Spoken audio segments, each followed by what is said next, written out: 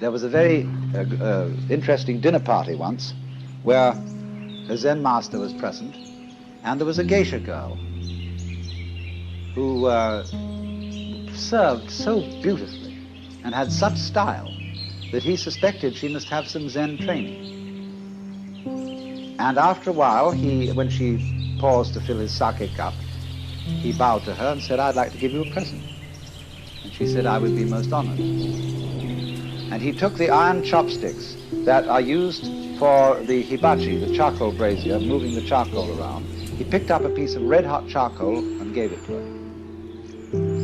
Well, she had very long sleeves on her kimono.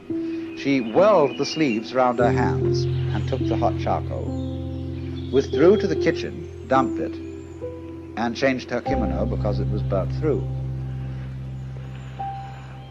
Then she came back into the room, and after a suitable interval, she stopped before the Zen master and bowed to him and said, "I would like to give you, sir, a present." And he said,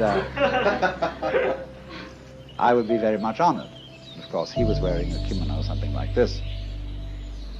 And so she picked up a piece of coal and offered it to him. He immediately produced a cigarette and said, "Thank you, that's just what I needed."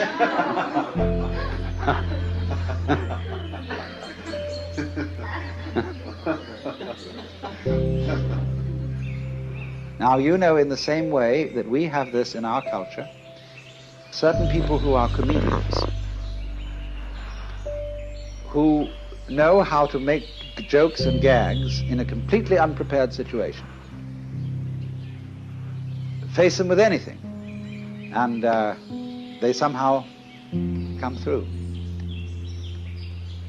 So that is exactly the same thing in a special domain as Zen.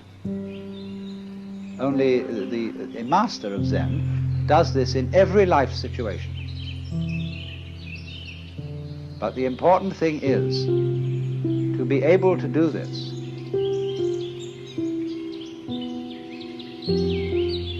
This is the secret.